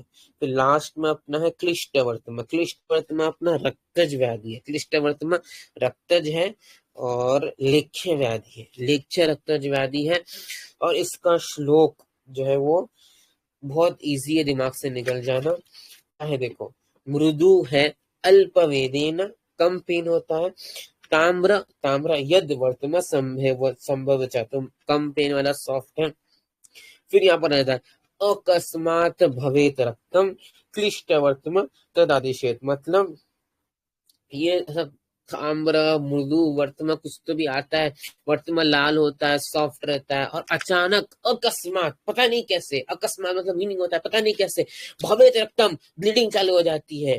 तो ये क्लिष्ट वर्तमा का लक्षण है, और ये बहुत इंपॉर्टेंट है। ये क्लिष्ट वर्तमा में हुआ क्या, क्या क्लिष्टता आ गई, तो ब्लीडिंग हो गई। अकस्मात भवेत रक्तम, क्लिष्ट वर्तमा में अकस्मात भवेत रक्तम, ये दिमाग से जाना ही नहीं चाहिए। अकस्मात भवेत रक्तम क्लिष्ट वर्तमा में है, और रक्त आ गया, ये रक्तज व्याधि है और ये लेख्य व्याधि है। ठीक है, उसके बाद कहाँ गया, और उसके अलावा इसको विधेय निमि ने इसके बारे में क्या बोला है, श्लेष्म दृष्टि न रखते न, कफ जो है वो रक्त को दूषित करता है बोल के ऐसा स्लो व्याधि चल रहा है, बोले स्लो स्लो डेवलप होकर अचानक ब्लीडिंग कैसे हो गई, तो वो बोलते हैं कि श्लेष्मा हेल्प करता है स्लो डेवलप करने को। क्लिष्ट मांस मांस वयम, क्लिष्ट क्यों, कैसे मांस भी इन्वॉल्व है। बंधु जीवी निभम वर्तम, और रेड कलर फ्लावर बंधु के जैसे फ्लावर कृष्ण होता तब उच्चते, तो तब हमने यहाँ पर 21 में से 10 वर्तम को व्याधि देखे, और 10 के हाइलाइट्स अपने को आना जरूरी है। तो उत्संगिनी में क्या हाइलाइट्स है, आभ्यंतर मुख्य बाह्य उत्संग, कुक्कुट अंडरस और सन्निपातन। कुंभिक में क्या है, सब याद रहेगा, दाड़िम फल वगैरह, लेकिन आदमाप यंती भिन्ना, फूटने के बाद खुद से भर जाएगा, ये अपन भूल सकते। तो सुश्रुत ने पोतकी, हाँ पोतकी में क्या भूल जाएंगे, ये कफज लेख्य व्याधि है। ठीक है, 3 लक्षण, जलस्राव, प्रकाश ऐसा, रुजा, वेदना। और सुश्रुत ने रक्त सरशब बोला है, वाग्मन ने श्वेत सरशब बोला है। फिर वर्त में शर्करा में पीड़े का भी सूक्ष्म भी घना भी समृद्ध, पीड़ी का या खरा स्थूला, और वाग्मन ने इसको सिक्ता वर्त में नाम दिया है। फिर अर्शवर्तमा में एवारु बीज प्रतिमा पीड़ी का मंद वेदना, अर्शवर्तमा में एवारु बीज प्रतिमा पीड़ी का मंद वेदना। शुष्क अर्श में दीर्घ अंकुर सदृश खर शब्द दारुण विकार, दीर्घांगु सदृश। ठीक है, फिर अंजन नामिका रक्तज भेद्य व्याधि है। दाह तोद्वत ताम्रा पीड़ी का, दाह होता है, तोद होता है ताम्र कलर का। ठीक है, मंद रूजा सूक्ष्म पीड़ी का होता है। वाग्भट ने मूंग की मात्रा बोली है। फिर बहल वर्तमा को वर्तमा बंद बोलते हैं, और इसमें समन तथा सब तरफ से सवर्ण समाविष्ट से मतलब स्किन कलर के जैसे दाने आ जाते हैं।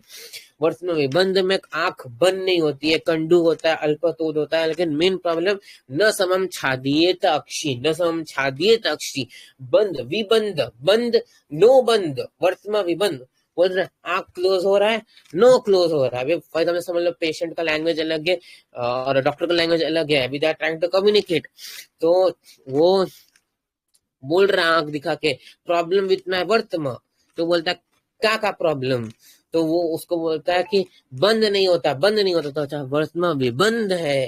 ठीक है, तो क्लिष्ट वर्तमा क्या है, ताम्र यत वर्तमा अकस्मात भवेत रक्तम। क्लिष्टता क्यों है, क्योंकि ऐसा स्लो लग रहा था कि हाँ कुछ सूज गया है, अचानक ब्लीडिंग चालू हो गया, अकस्मात भवेत रक्तम, मालूम पड़ा ये तो मांस तक गया हुआ है, रखते ना क्लिष्ट मांस। तो ये हमारे 10 वर्तमान व्याधि के हाइलाइट्स थे। फिर हम आगे बढ़ते हैं रिमेनिंग 11 वर्त में।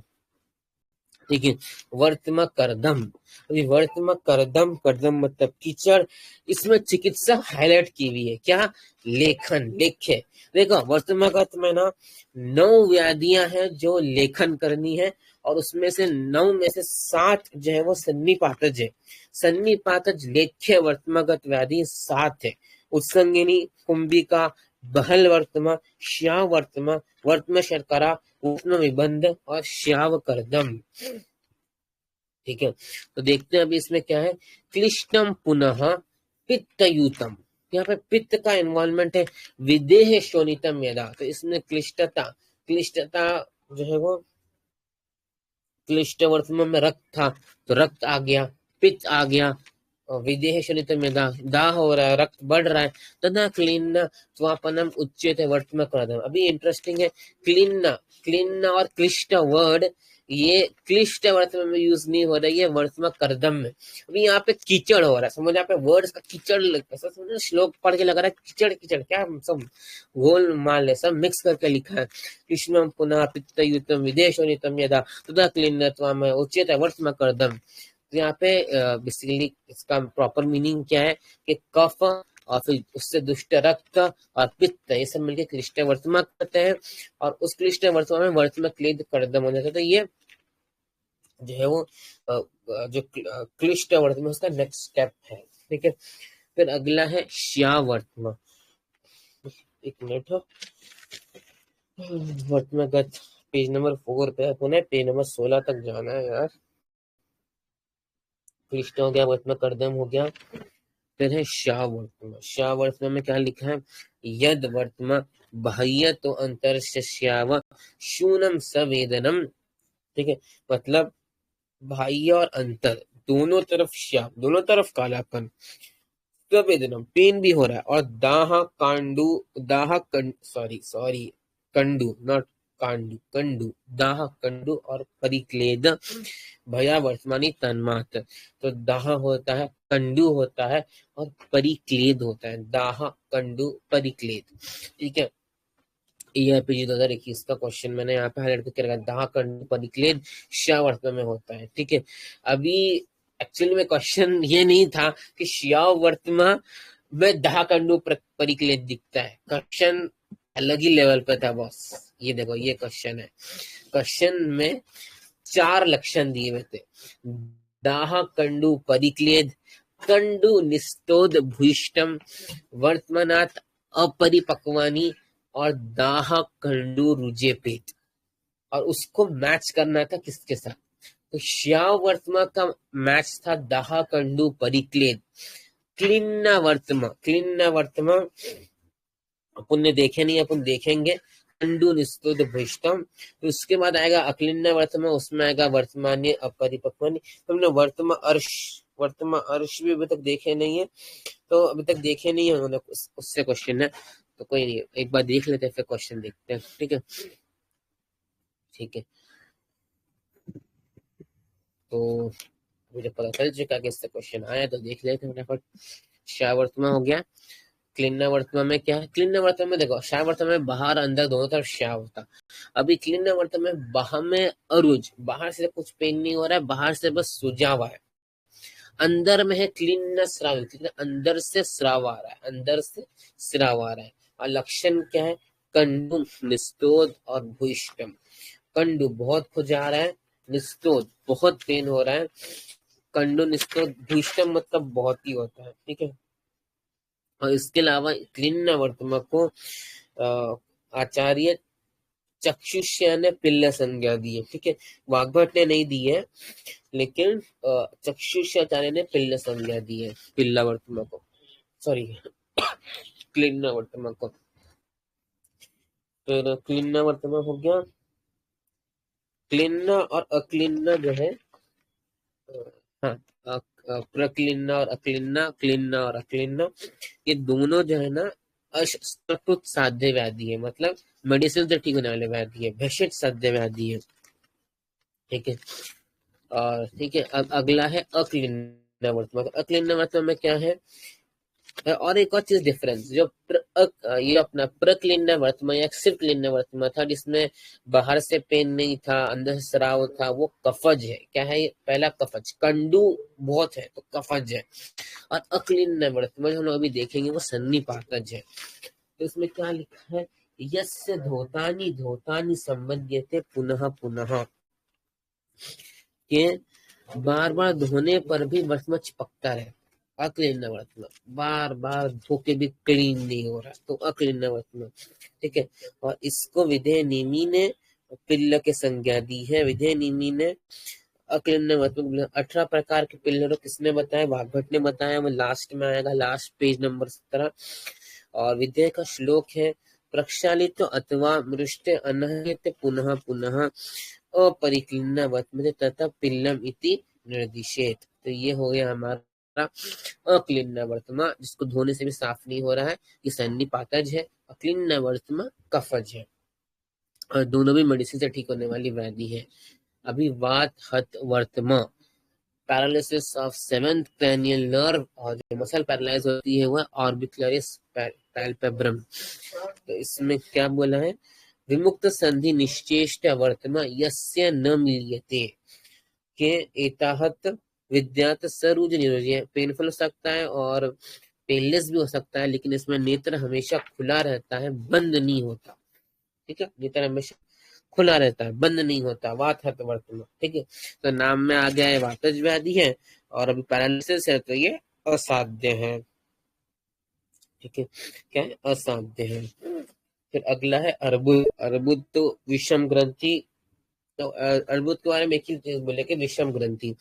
वर्तमान वर्त में होगा वर्तमान अंतरस्थता, विषम ग्रंथि भूत अवेदनम वेदना नहीं होगी, रक्त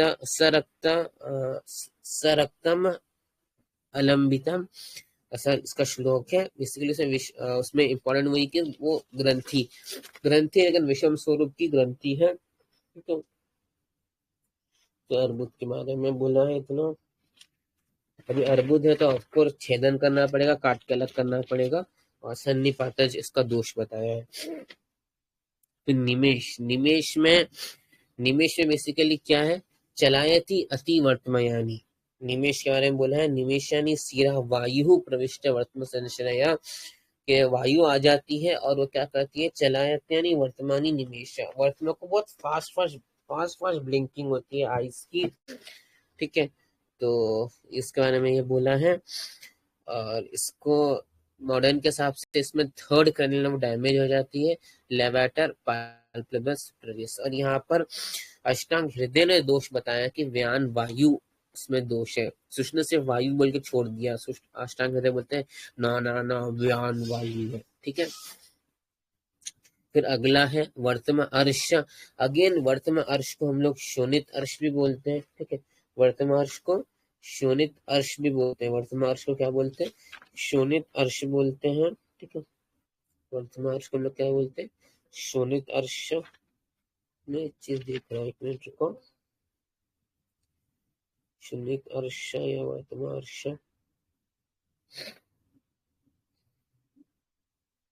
ठीक है। तो देखते बाद में देखते हैं वर्तमान, ठीक है। तो ये मोस्टली नाम में देखो वर्तमान अर्श है, शोणित अर्श, तो शोणित अर्श बोलेंगे तो क्या आ जाएगा, रक्तज हो जाएगा, ठीक है, ठीक है। अर्शो वर्तमान हम लोग ऑलरेडी देख चुके पहले। अर्शो वर्तमान में क्या था, ये था एवारू बीच प्रतिमा, और अभी ये शोणित अर्श है, ठीक है। मतलब इसमें दोष कौन सा, रक्तज है, या लोग उसको वर्तमान अर्श बोल सकते, ठीक है, वर्तमान अर्श, ठीक है। तो आगे बढ़ते हैं। हाँ, शोणित अर्श या वर्तमान अर्श, ये क्या है, असाध्य व्याधि है। मैं बस ये कंफर्म कर रहा था कि व्याधि असाध्य व्याधि है, शोणित अर्श रक्तज है और असाध्य है। तो ये देखो वात वर्तमान और निमेश दोनों पैरालिसिस है, दोनों असाध्य है, और तीसरी जो है मतलब तीन ही वर्तमान व्याधि असाध्य है, वात वर्तमान जो कि सन्निपातज थी, फिर निमेश वातज है लेकिन असाध्य है, और शोणित अर्श रक्तज है लेकिन असाध्य। क्यों, इसका ये श्लोक में ही आंसर है। क्या है देखो, छिन्नानी वर्धते, मतलब आप उसको काटते जाओ लेकिन वो बार बार आ जाता है। देखो श्लोक पूरा देखो क्या लिखा है, छिन्नानी वर्धयन्ते वर्तमता मृदु अंकुरः दाह पाक रुजोपता, जो काटने पर और बढ़ जाता है, मतलब जितनी बार भी आप इसको काट के निकालते जाओगे वो बार बार आता रहेगा, इसके लिए इसको असाध्य बोला है। और इसमें दाह और कंडू होती है, दाह कंडू रूजा उपेन्ना। फिर अगला है 20 वर्तमा अगेन ये भेद्य व्याधि है, 20 वर्तमा, ठीक है। अंजन नामिका इससे पहले हमने देखा था वो भेद्य, और अभी 20 वर्तमा भेद्य है। तो इसका श्लोक क्या है, बहु भी नहीं, शूनम यद वर्तमान, शूनम मतलब सृजन आ जाएगी, बहु भी बहुत सारे सूक्ष्म छिद्र समन्वितम, बहुत सारे सूक्ष्म छिद्र मतलब बनाया, देखो ये बहुत सारे छोटे छिद्र आ जाते हैं, ठीक है। 20 मंथ जल इव 20 वर्ष में, तो जैसे लोटस का स्टेम होता है वैसे दिखने वाले छिद्र आ जाते हैं।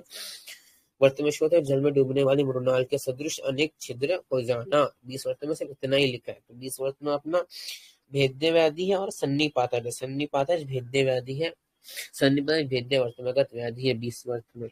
फिर लगन, अब ये लगन ना बहुत बार पूछता है, मे बी बिकॉज ये 20 नंबर का लास्ट में आता है, तो लगता है एग्जामिनर को लास्ट में आता है एग्जाम, बच्चे थक गए होंगे, तो लगन से बहुत क्वेश्चन आता है। जैसे पूतकी से बहुत क्वेश्चन आता था, जैसे लगन से बहुत क्वेश्चन आता है। लगन, तो लगन क्या है, का दोष क्या है, कफज व्याधि है, कफज भेद्य वर्तमागत व्याधि है, कफज भेद्य वर्तमागत व्याधि है। इसका श्लोक देखो, पाक नहीं होता, कठिन या हार्ड होता है, स्थूल बड़ा होता है ग्रंथि, तो स्थूल ग्रंथि होती है, वर्तम भव अरुजः, लेकिन ये अगेन पेनलेस, तो ये पेनलेस है और इसमें कोई पाक भी नहीं हो रहा। सकंडू है, इसमें खुजली बहुत है, पिच्छिल चिपचिप है, और कोल प्रमाण, ग्रंथि का साइज कितना स्थूल है, कितना स्थूल है, तो कोल प्रमाण है, ठीक है। अपाक कठिन स्थूल ग्रंथि, कंडू युक्त पिच्छिल और कोल प्रमाण। और ये ऐसी अकेली व्याधि है जिसका शारंगा ने पशुपतवर्ती शारंग से चिकित्सा बताई। और याद रखो यहाँ पर पशुपत दो है, एक पाशुपतवर्ती शारंगा ने बताई है जो कि लगन की चिकित्सा है, और एक पाशुपत योग है जिसको आपने सर्व अभिष्यंद हर बताया, सर्व अभिष्यंद हर बताया है, ठीक है। तो ये लगन का हो गया। उसके बाद अगला है लास्ट पक्षम को, पक्षम को दलहन ने उपपक्षम में बोला, क्या बोला, उपपक्षम। तो इसमें क्या होता है, दाह पक्षम गतः तीक्ष्ण ग्रानी खाना, मतलब बेसिकली उसमें पक्षमा लाल हो जाते हैं, बस इतना ही है। और इसको पक्षम को क्यों होते हैं, वात आतप अनल द्वेषी, वात धूप और गर्मी की वजह से। और पक्षमा कोप को सुश्रुत ने याप्य माना है, सुश्रुत ने क्या माना है, याप्य माना है, ठीक है।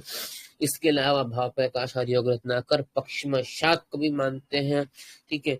और कुंचन को मानते हैं, कुंचन जो है वो वर्तमान संकोच में, वर्तमान संकोचित होकर कोई दृष्टि नहीं आती, ठीक है। तो यहाँ पर हम लोगों ने शॉर्ट में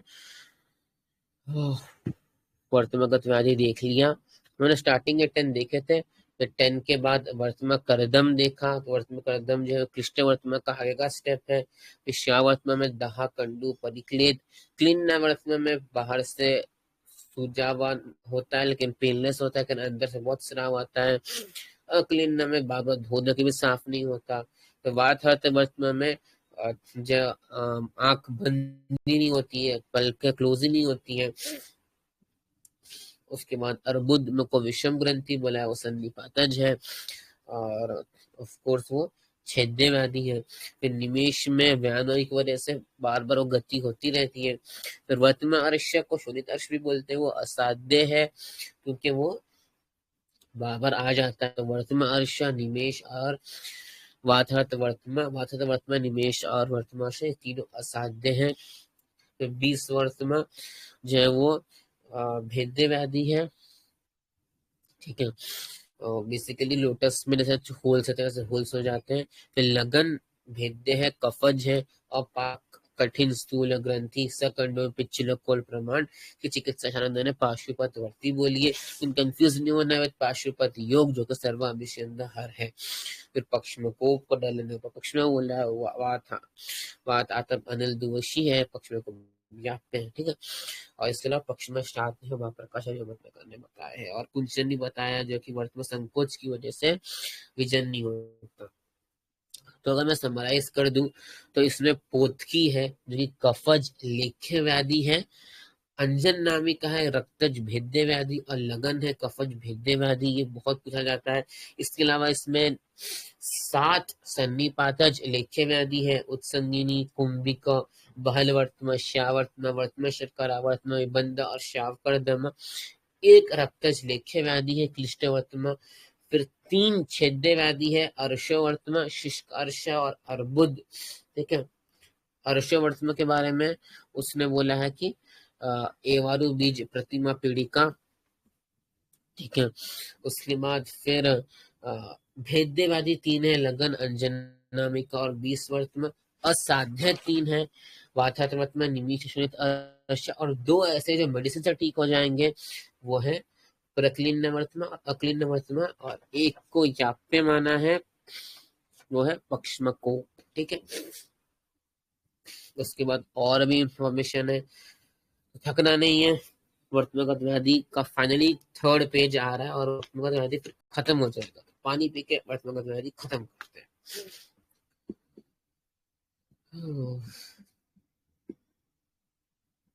ठीक है,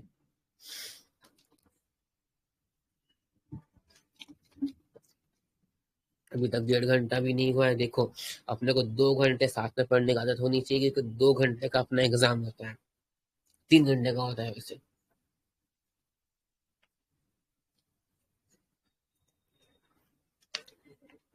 तो पढ़ते हैं। बोर मत हो, हाँ, जो जाना है जाके आओ दोबारा सुनने के लिए। मैं कंटिन्यू कर रहा हूँ आगे। आगे हम लोग भी करेंगे जो अष्टांग हृदय के हिसाब से वर्तमानगत रोग बहुत इंपॉर्टेंट है। सुनते हैं क्या लिखा है। तो अष्टांग हृदय ने सबसे पहले 6 सुश्रुत के व्याधि को बोला मैं नहीं मानता, जाओ, मैं नहीं मानता। प्रक्लिन्न वर्तमा, अक्लिन्न वर्तमा, उसको नहीं माना। वर्तमा बंध को नहीं माना। शोणित अर्षा, अर्षा वर्तमा, शुष्क अर्ष को नहीं माना। तो 6 सुश्रुत के व्याधियों को नहीं माना। तो 21 से नंबर चला गया 15 पे। फिर 15 पे 9 व्याधि मानकर नंबर कर लिया 24। ठीक है, तो उन्होंने बताया नया कृच्छ उन्मिलन। क्या बताया? कृच्छ उन्मिलन, जो कि वातज है और इसमें पांशु पुन नेत्रत्वम, आंखें पानी से भर जाती है। ठीक है, और वाक में जो एक्स्ट्रा बताया ना, उसमें ये पहला ही आज तक पूछा गया है, मतलब एटलीस्ट लास्ट 2-3 साल में। ठीक है, बाकी भी पूछे गए होंगे, लेकिन कृच्छ उन्मिलन, पांशु पांशु पुन नेत्रत्वम। फिर पक्ष में शात भाव प्रकाश और रत्नाकर लिखा था ना, उन्होंने भी बताया। ठीक है, वाग्भट ने पक्ष में शायद पित्तज बताया है, और कंडू दाहा पित्त पक्षमा नाम शातनम ऐसे बोला है। फिर पक्ष में उपरोध बताया है, वीआईपी लोग सब जगह अवरोध करते हैं, ट्रैफिक रोक देते हैं खुद के जाने के लिए, तो बालों को लेकिन पक्ष में अवरोध के बारे में बहुत यूनिक चीज क्या बताई कि बालों को उखाड़ने से आराम आता है कुछ दिन के लिए। फिर उत्कृष्ट वर्त में बताया कफज है, कफ उत्कृष्ट वर्त में, 1 मिनट सॉरी, यहाँ पे कुछ तो और अच्छा हाँ, बेसिकली यहाँ पर देखोगे ना, अभी मैं खुद कंफ्यूज हो गया मेरे खुद के नोट से, तो इसके लिए मैं क्लैरिफाई कर देता हूँ। कृच्छ उन्मिलन, पक्षमाशात, पक्षमा अपरोध, उत्कृष्ट वर्तमा, श्लिष्ट वर्तमा, कुकुनुक एलर्जी, इसके अलावा कफज उत्कृष्ट वर्तमा और पित्तज। उन्होंने उत्कृष्ट वर्तमा के 3 टाइप बताए, रक्तज उत्कृष्ट वर्तमा, कफज उत्कृष्ट वर्तमा और पित्तज उत्कृष्ट वर्तमा। कफज उत्कृष्ट वर्तमान और पित्तज उत्कृष्ट वर्तमान में कुछ खास नहीं, मैंने वो देखा नहीं, सिर्फ रक्तज उत्कृष्ट वर्तमान में नोट्स इंक्लूड किया, क्योंकि उसमें राजी मत रेखाएं आती है और स्पर्श असहन, वो स्पर्श को सहन नहीं करता। तो श्लिष्ट वर्तमान में कंडू और शोध होता है। कुकुनक जो वो दंत उत्पत्ति निमित्त व्याधि है, बेसिकली बच्चों में होता है, उसमें शून्ताम अक्षो, आंखें सूज जाती है। वीक्षण अक्ष, आंखें टेढ़ी हो जाती है। वर्तमान शूल पिछिल, वर्तमान में शूल होता है, पिछिल हो जाता है। कर्ण नासा अक्षी मर्दन, बच्चा अपने कान, नाक और आंखें मलता रहता है। फिर लास्ट में एलर्जी है, ताम्रा पक्व अश्रु पुयदल जे अदमान मृदुहु। ठीक है, एलर्जी को वाग्भट ने कहा बताया था, वाग्भट डिस्कस करे सुश्रुत ने संधिगत व्याधि में, लेकिन आचार्य अष्टांग हृदय ने एलर्जी को वर्तमानगत में बता दिया। ठीक है, अभी फॉर चेंज हम लोग एक काम करते हैं, हम लोग वर्तमानगत व्याधि के मॉडर्न नाम देख लेते हैं सारे 21 के, और फिर मैंने वापस अष्टांग हृदय की क्या आगे की डिटेल्स देखेंगे। ठीक है, देखो जितना बड़ा वर्तमानगत है बाकी के सारे इतने छोटे हैं आगे। ठीक है, तो टेंशन नहीं लो, वर्तमानगत के नाम देखते हैं। चलो, उत्संगिनी को हम लोग चैलेजियन या मियोबोमियन सिस्ट, चैलेजियन या मियोबोमियन सिस्ट, उत्संगिनी को हम लोग चैलेजियन और मियोबोमियन सिस्ट बोल सकते हैं। फिर कुंभ पीड़िका को हम लोग इंटरनल स्टाई हॉर्डियोलम। ठीक है, नोट्स में नहीं है तो आप लोग खुद लिखो नोट्स में। ठीक है, उत्संगिनी को चैलेजियन या मियोबियन सिस्ट बोल सकते हैं। कुंभ पीड़िका को हम लोग इंटरनल स्टाई हॉर्डियोलम बोल सकते हैं। फिर पोतकी को ट्रैकोमा, कफचलेख के व्याधि ट्रैकोमा। वर्तमान शर्करा को लिथियासिस कंजक्टाइवा। फिर अर्श वर्तमा को पैपिलरी फॉर्म ऑफ ट्रैकोमा। शुष्क अर्श को chronic form of papillary trachoma. फिर अंजन नामिका को स्टाई या एक्सटर्नल हॉर्डियोलम। ठीक है, फिर बहल वर्तमा को मल्टीपल चैलेजियन या मियोबियन सिस्ट। फिर वर्तमा विबंध को एलर्जिक एडेमा ऑफ लीड। फिर क्लिष्ट वर्तमा को एंजियोन्यूरोटिक एडेमा। वर्तमा करदम को लीड एब्सेस। श्यावर्तमा को लीड का हेमाटोमा, क्लिन्नावर्तमा का कोई मॉडर्न कोरिलेशन नहीं है क्लिन्नावर्तमा का। फिर वातरवर्तमा को हम लोग क्रैनियल नर्व का पैरालिसिस, 7th क्रैनियल नर्व का ऑप्थेल्मोप्लेगिया या लैग ऑफ थैलमस बोलते हैं। अर्बुद को लीड ट्यूमर, निमेश को टोसिस बोल सकते हैं। Third cranial nerve. फिर वर्तमा अर्श, 20 वर्तमा, लगन और पक्ष्मा को कोई मॉडर्न कोरिलेशन नहीं है। ठीक है, अभी इन्होंने ठीक है पोतकी का देखो कफज लेखन साध्य वाले तो ठीक है, और पहले प्रच्छान करना है बाद में वो लेखन करना है। ठीक है, हो गया। देखा हमने कुछ मिलन वातज है, वात पित्तज है। ठीक है, अभी 20 व्याधियों को शस्त्र साध्य बोला है वाग्भट ने, उसको देखते हैं। तो पक्ष्म शात में कुट्टन कर्म बोला है और पुष्प काशीस अंजन, पुष्प काशीस अंजन। अर्बुद का छेदन बोला है। फिर लगन कुंभिका 20 वर्तमा, लगन कुंभिका 20 वर्तमा, उत्संग वर्तमा और अंजन नामिका और एलर्जी का भेदन बोला है। ठीक है, लेट मी रिमाइंड यू, लगन अंजन नामिका और 20 वर्तमा, लगन अंजन नामिका 20 वर्तमा, ये तीन का तो वागट ने भी सुश्रुत ने भी भेदन बोला है। एलर्जी का भी भेद, एलर्जी को तो सुश्रुत ने असाध्य ही माना है। और कुंभिका का लेखन बोला है सुश्रुत ने, फिर बाकी सबका लेखन ही बोला है। उसके अलावा कृच्छ उन्मीलन को औषध साध्य बोला है। निमेश और वाथत व्रत को असाध्य बोला है और पक्ष्मा उपरोत को याप्य माना है। ठीक है, उसके बाद कुकुनुक में लेखन करना है। वर्तमान सर्व रोगीशु विषय कुकुनुक और सप्तला रस सिद्ध गुरुत से उभयन, यहाँ एक ही अंजन का नाम आया, पुष्प काचिस अंजन इन पक्ष्मशात। फिर फाइनली ये क्वेश्चन जब वर्तमागत व्याधि पे आया था, शाह वर्तमान में दहा कंडु अपरिक्लिन हो रहा है, क्लिन्न वर्तमान में कंडु निस्तोद और भूष्ट हो रहा है। फिर अक्लिन्न वर्तमान में वर्तमान अपरिपक्वानी, और वर्तमान अर्श में दाह कंडु रूप। देखो ये छिन्न छिन्न वर्धत एग्जाम में नहीं आया था, वो आता था एग्जाम इजी था आइडेंटिफाई करने में, लेकिन दाह कंडु रुजे पे तो 3 ऑप्शन में कंडु कंडु कंडु था और दाह कंडु 2 में था।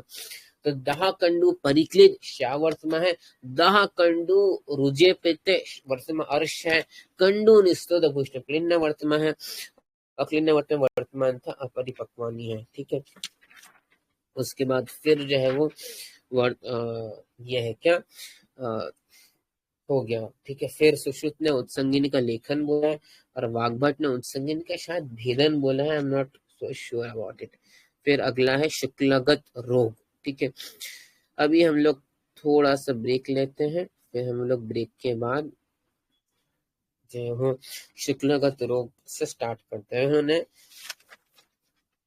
सबसे पहले औपद्रविक अध्याय देखा, फिर संधिगत रोग विज्ञानी अध्याय देखा, फिर वर्तमागत रोग अध्याय देखे। 3 चैप्टर हो गए। अभी हम लोग शुक्लगत, कृष्णगत, सर्वगत, दृष्टिगत चिकित्सा प्रविभाग और फिर वातज पित्तज कफज रक्तज का प्रतिषेध, लेखन, भेदन, छेद्य प्रतिषेध, पक्ष्मा प्रतिषेध और फिर दृष्टिगत रोग प्रतिषेध, इतना हमारा बचा है। तो अभी से 1/3 ही हुआ है, अभी 2/3 बाकी है, तो थोड़ा सा ब्रेक ले लेते हैं। Thank you, thanks a lot.